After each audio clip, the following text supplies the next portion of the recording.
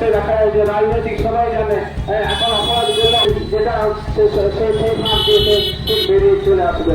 এটা এখন একটা কেউ একটা ধারণা বাড়িতে চলে এসছে যে অপরাধ করছে, অপরাধ কোনো না কোনোভাবে ঠিক ফাঁক বেরিয়ে যাচ্ছে। তাই আমরা এবারে অন্তত বাংলা একটা পথ দেখাতে শুরু করেছে। বাংলা সাধারণত বরাবরই স্বাধীনতার সময়ও বাঙালিরা এগিয়ে এসেছিল, বাংলা একটা পথ দেখেছে।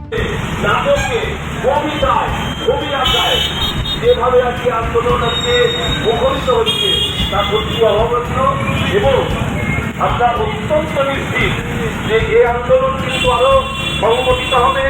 এই আন্দোলনে আরো বেশি বেশি করে মানুষ কিন্তু আজকে একত্রিত হবে এবং এই আন্দোলন কিন্তু সফল হবেই। আমরা জাস্টিস পাবই। শুধু একটি এই ঘটনাকে একটি বিচ্ছিন্ন ঘটনা বলে দেখলে হবে না। ভারতবর্ষের আর্থসামাজিক প্রেক্ষাপটে এই আন্দোলনের গুরুত্ব আগামী প্রজন্মের কাছে যে বিভিন্ন সরকারি হাসপাতালে নাকি ডাক্তাররা কাজ করছে না, এটা সম্পূর্ণ গুজব। সমস্ত সরকারি হাসপাতালে সমস্ত ডাক্তাররাই কাজ করছে। জুনিয়র ডাক্তার থেকে সিনিয়র ডাক্তার প্রত্যেকটা হাসপাতাল চালু আছে, প্রত্যেকটা নার্সিংহোম চালু আছে। যেমন তেমনি সরকারি হাসপাতালগুলো, মেডিকেল কলেজগুলো সবগুলো সম্পূর্ণ চালু আছে। এমার্জেন্সি অবস্থাতে কোনো এমনকি যখন ধর্মঘট ডাকা হয়েছিল সেই সময়তেও এমার্জেন্সি ব্যবস্থা চালু ছিল। এমার্জেন্সি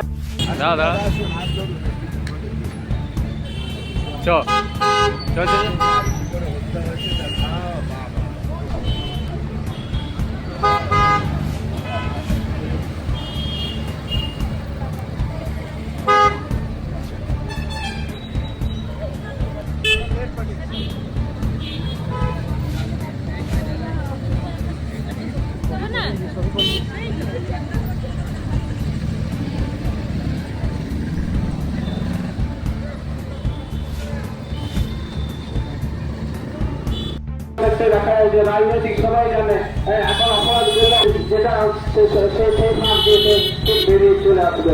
এটা এখন একটা কেউ একটা ধারণা বাড়িতে চলে এসছে যে অপরাধ করছে, অপরাধ কোনো না কোনোভাবে ঠিক ফাঁক বেরিয়ে যাচ্ছে। তাই আমরা এবারে অন্তত বাংলা একটা পথ দেখাতে শুরু করেছে। বাংলা সাধারণত বরাবরই স্বাধীনতার সময়ও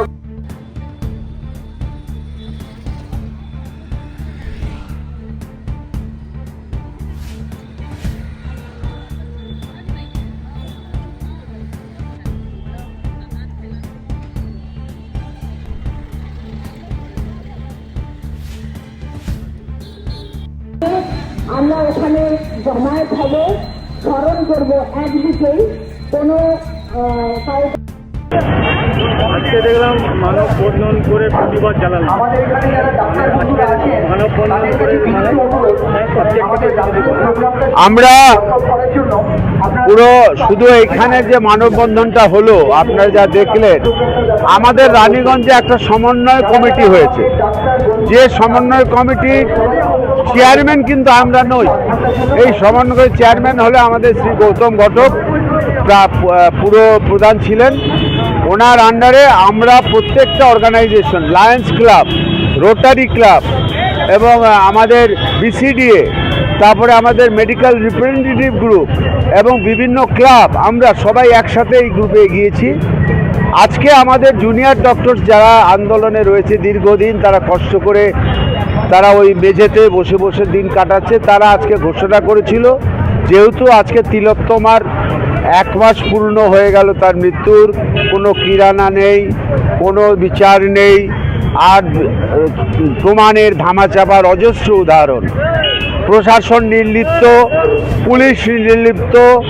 আমরা এখন শুধু প্রধান বিচারপতির দিকে তাকিয়ে আছি, সে কোন বিচার দেয়। আমরা কোনো মতেই বিচার ছাড়া আমাদের আন্দোলন বন্ধ করব না। আমাদের এই আন্দোলনে কোনো রাজনৈতিক ছাপ নেই, এই আন্দোলনে কোনো ভেদাভেদ নেই। এই আন্দোলন সম্পূর্ণ মা ভাই বোনদের জন্য। সে একটা চিকিৎসকও হতে পারে, সে একটা আইটি সেক্টরে কাজ করতে হতে পারে, সে আমাদের পুলিশের বোনেরা হতে পারে, সে আমাদের একটা সুইপার নার্সিং স্টাফও হতে পারে। প্রত্যেকের বিচার চাই আমরা, প্রত্যেকের এখানে সুরক্ষা চাই, প্রত্যেকে যেন সমানভাবে আমাদের একজন পুরুষ যেভাবে ঘুরতে পারে নির্যাতিতদের সেইভাবে ঘুরতে পারে। আমরা শুধু যে অভয়ার বিচার দিয়েই ক্ষান্ত হব তা নয়, আমরা সুরক্ষা চাই। বাংলা আমাদের গর্ব, সেই গর্ব ধীরে ধীরে নষ্ট হয়ে যাচ্ছে। আপনারা দেখতে পাচ্ছেন যে এখন কতগুলো হাসপাতালে মাফিয়া রাজের প্রমাণ পাওয়া যাচ্ছে।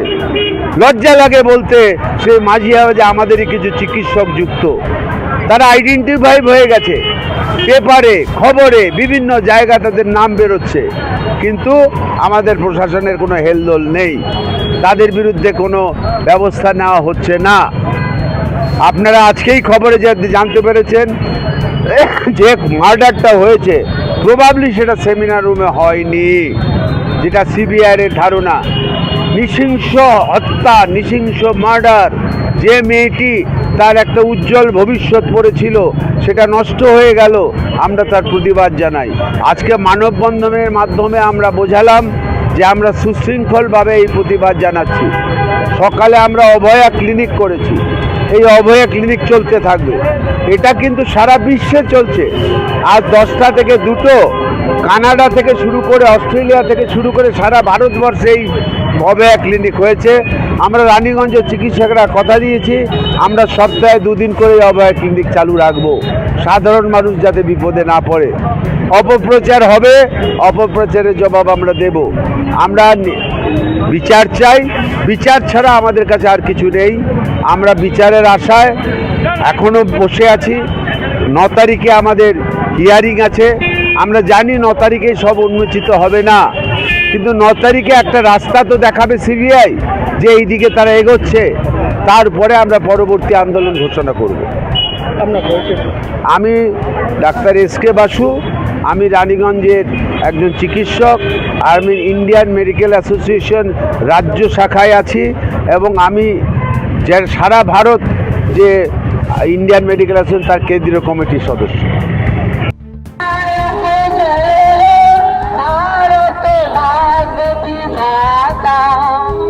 पंजाब सिंध गुजरात मराठा द्राविड़ उत्कल